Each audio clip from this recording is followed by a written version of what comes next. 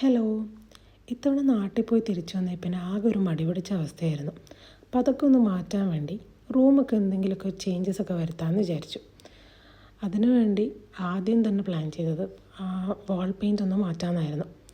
അങ്ങനെ പെയിൻറ്റ് ഷോപ്പിൽ പോയി പെയിൻ്റൊക്കെ സെലക്ട് ചെയ്തു. ഒരു ഗ്രീൻ ഷെയ്ഡായിരുന്നു നമ്മൾ സെലക്ട് ചെയ്തത്. അങ്ങനെ പെയിൻറ്റും പിന്നെ ബ്രഷ്, റോളർ, ടേപ്പ്, ട്രേ ഇതൊക്കെ വാങ്ങിച്ച് നേരെ ഫ്ലാറ്റിലേക്ക് പോയി. സെക്യൂരിറ്റിനോട് പറഞ്ഞ് ഒരു ലാഡറും കൂടി സംഘടിപ്പിച്ച് പെയിൻറ്റിങ് പണി അങ്ങ് തുടങ്ങി.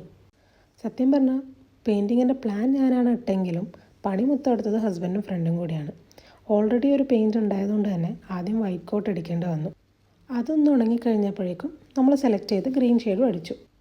വാട്ടർ പെയിൻറ്റ് സെലക്ട് ചെയ്തുകൊണ്ട് തന്നെ പെട്ടെന്ന് തന്നെ എല്ലാം ഡ്രൈ ആയി കിട്ടി. പിറ്റേന്ന് ഇതാ ഞാൻ ബെഡ്ഷീറ്റും പില്ലോ കവേഴ്സൊക്കെ അയൺ ചെയ്യാണ്. പിന്നെ കുറച്ച് ലൈറ്റിങ്സും കൂടി ആഡ് ചെയ്തു. ഓൾറെഡി ഉണ്ടായിരുന്നതാണ്, അതൊന്നും കൂടി ഒന്ന് എല്ലാം തിരിച്ച് ഫിക്സ് ചെയ്തു.